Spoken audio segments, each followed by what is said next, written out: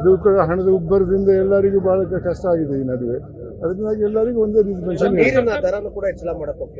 ಎಲ್ಲ ಎಲೆಕ್ಟ್ರಿಸಿಟಿ ಜಾಸ್ತಿ ಮಾಡಿದ್ದಾರೆ, ರಿಜಿಸ್ಟ್ರೇಷನ್ ಫೀಸ್ ಜಾಸ್ತಿ ಮಾಡಿದ್ದಾರೆ, ಈ ರೀತಿ ಎಲ್ಲದಕ್ಕೂ ಜಾಸ್ತಿ ಮಾಡಿದ್ದಾರೆ. ಹಂಗಾಗಿ ಕಾಣಿಸ್ತದೆ, ಇಲ್ಲದ್ರೆ ಈ ರೀತಿ ಯಾಕೆ ಮಾಡ್ತಾರೆ?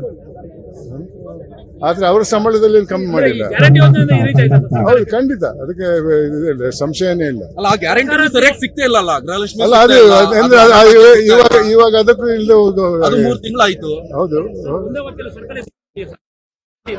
ಅಲ್ಲ ಹಂಗೆ ಕಾಣಿಸ್ತದೆ ನನಗೆ ಮೇಲ್ನೋಟಕ್ಕೆ. ಯಾಕಂದ್ರೆ ಕೊಟ್ಟ ಭರವಸೆಯನ್ನೇ ಪೂರೈಸಕ್ಕೆ ಆಗಲ್ಲ. ಆ ಭರವಸೆಯಿಂದಾಗಿ ಈ ತರ ಇದನ್ನೆಲ್ಲ ಜಾಸ್ತಿ ಮಾಡಿದ್ದಾರೆ. ಎಲೆಕ್ಟ್ರಿಸಿಟಿ ಫ್ರೀ ಅಂತ ಹೇಳಿದ್ರು ಒಬ್ಬರಿಗೆ, ಇನ್ನೊಬ್ಬರಿಗೆ ಕಟ್ಟುವವರಿಗೆ ಅದು ಜಾಸ್ತಿ ಮಾಡಿದ್ದಾರೆ.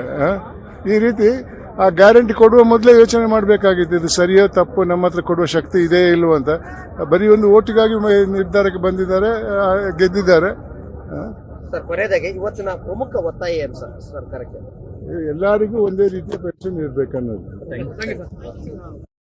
ಅದು ಕೂಡ ಹಣದ ಉಬ್ಬರದಿಂದ ಎಲ್ಲರಿಗೂ ಬಹಳ ಕಷ್ಟ ಆಗಿದೆ ಈ ನಡುವೆ. ಅದಕ್ಕಾಗಿ ಎಲ್ಲರಿಗೂ ಒಂದೇ ರೀತಿ ಪೆನ್ಷನ್. ಎಲ್ಲ ಎಲೆಕ್ಟ್ರಿಸಿಟಿ ಜಾಸ್ತಿ ಮಾಡಿದ್ದಾರೆ, ರಿಜಿಸ್ಟ್ರೇಷನ್ ಫೀಸ್ ಜಾಸ್ತಿ ಮಾಡಿದ್ದಾರೆ, ಈ ರೀತಿ ಎಲ್ಲದಕ್ಕೂ ಜಾಸ್ತಿ ಮಾಡಿದ್ದಾರೆ.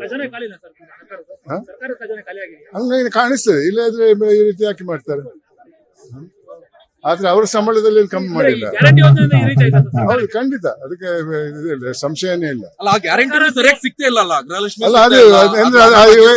ಇವಾಗ ಅದಕ್ಕೂ ಇಲ್ಲದೆ 3 ತಿಂಗಳಾಯ್ತು. ಹೌದು, ಅಲ್ಲ ಹಂಗೆ ಕಾಣಿಸ್ತದೆ ನನಗೆ ಮೇಲ್ನೋಟಕ್ಕೆ. ಯಾಕಂದ್ರೆ ಕೊಟ್ಟ ಭರವಸೆಯನ್ನೇ ಪೂರೈಸಕ್ಕೆ ಆಗಲ್ಲ. ಆ ಭರವಸೆಯಿಂದಾಗಿ ಈ ತರ ಇದನ್ನೆಲ್ಲ ಜಾಸ್ತಿ ಮಾಡಿದ್ದಾರೆ. ಎಲೆಕ್ಟ್ರಿಸಿಟಿ ಫ್ರೀ ಅಂತ ಹೇಳಿದ್ರು ಒಬ್ಬರಿಗೆ, ಇನ್ನೊಬ್ಬರಿಗೆ ಕಟ್ಟುವವರಿಗೆ ಅದು ಜಾಸ್ತಿ ಮಾಡಿದ್ದಾರೆ. ಈ ರೀತಿ ಆ ಗ್ಯಾರಂಟಿ ಕೊಡುವ ಮೊದಲೇ ಯೋಚನೆ ಮಾಡಬೇಕಾಗಿತ್ತು, ಇದು ಸರಿಯೋ ತಪ್ಪು, ನಮ್ಮ ಹತ್ರ ಕೊಡುವ ಶಕ್ತಿ ಇದೆ ಇಲ್ವೋ ಅಂತ. ಬರೀ ಒಂದು ಓಟಿಗಾಗಿ ನಿರ್ಧಾರಕ್ಕೆ ಬಂದಿದ್ದಾರೆ, ಗೆದ್ದಿದ್ದಾರೆ. ಸರ್, ಕೊನೆಯದಾಗಿ ಇವತ್ತಿನ ಪ್ರಮುಖ ಒತ್ತಾಯ ಏನು ಸರ್ ಸರ್ಕಾರಕ್ಕೆ?